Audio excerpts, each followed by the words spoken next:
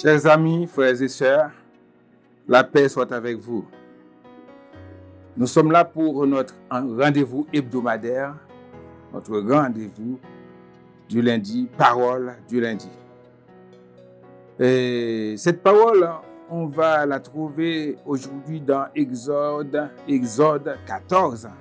Exode 14, à partir du verset 8. Je lis pour vous. L'Éternel endurcit le cœur de Pharaon, roi d'Égypte, et Pharaon poursuivit les enfants d'Israël. Les enfants d'Israël étaient sortis la main levée. Les Égyptiens les poursuivirent, et tous les chevaux, les chars de Pharaon, ses cavaliers et son armée, les atteignirent campés près de la mer vers Pi-Hahiroth, vis-à-vis de Baal-Séphon. Pharaon approchait. Les enfants d'Israël levèrent les yeux, et voici les Égyptiens étaient en marche derrière eux. Et les enfants d'Israël eurent une grande frayeur et crièrent à l'Éternel. Ils dirent à Moïse, n'y avait-il pas de sépulcres en Égypte, sans qu'il soit besoin de nous mener mourir au désert? Que nous as-tu fait en nous faisant sortir d'Égypte? N'est-ce pas là ce que nous te disions en Égypte? Laisse-nous servir les Égyptiens, car nous aimons mieux servir les Égyptiens que de mourir au désert. Verset 13. Moïse répondit au peuple, ne craignez rien, restez en place et regardez la délivrance que l'Éternel va vous accorder en ce jour. Car les Égyptiens que vous voyez aujourd'hui, vous ne les verrez plus jamais. L'Éternel combattra pour vous et vous gardez le silence. C'est clair, c'est une histoire que vous connaissez, frères et sœurs. C'est la sortie d'Israël d'Égypte. On a vu que au verset 8, Pharaon avait le cœur endurci. Il était à la poursuite des enfants d'Israël. Les Israélites, en voyant les Égyptiens derrière eux, ils étaient inquiétés. Ils crièrent à l'Éternel. Ils murmurèrent, ils pleurèrent. Ils étaient nostalgiques des délices malgré l'esclavage en Égypte. Il disait à Moïse, c'était préférable, nous te l'avions dit, c'était préférable de mourir en Égypte, de vivre en Égypte, quoique esclave, que de venir mourir ici dans le désert. Nous t'avions dit ça. Il est vrai, c'était dur pour eux de voir derrière eux cette grande armée et de voir devant eux la mer Rouge. C'était très dur. Ils ne savaient que faire. Ils ne savaient où aller.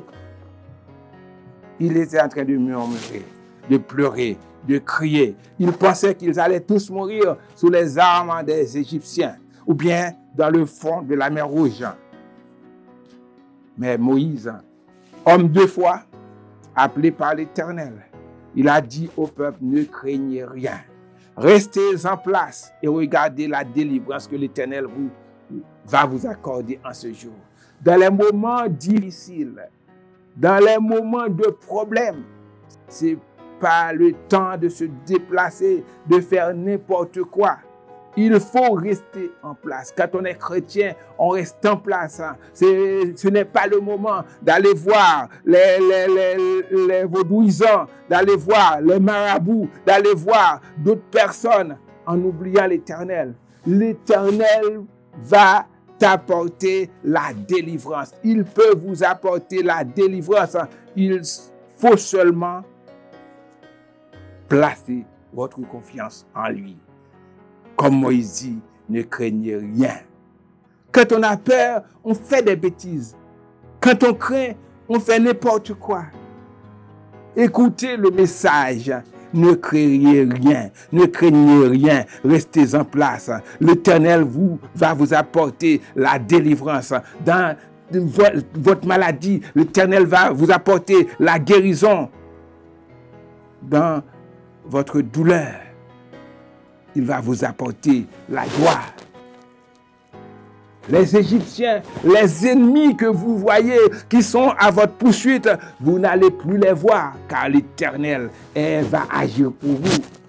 Ce n'est pas vous qui allez combattre. Dans le verset 14, l'Éternel combattra pour vous et vous gardez le silence. Souvent, quand les ennemis nous attaquent, quand il y a des problèmes, on se met à faire du bruit, à crier, à murmurer. Dans nos combats, il faut laisser agir l'Éternel. Et nous devons rester en silence. Ce n'est pas la peine d'aller se plaindre aux voisins, ou à des personnes qui ne sont même pas chrétiens. Voici ce que je traverse, je traverse ça. La Bible nous demande, recommande ton sort à l'Éternel, mets en lui ta confiance et il agira. Je ne vais pas aller très loin avec vous. L'Éternel va combattre pour vous. Je ne sais pas quels sont vos ennemis, quels sont les ennemis, quels sont les pharaons qui sont derrière vous, quels sont les Égyptiens qui sont derrière vous. Mais croyez que l'Éternel est là pour combattre pour vous.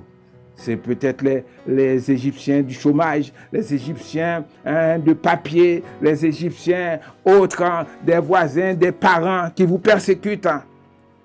Croyez que l'Éternel va combattre pour vous.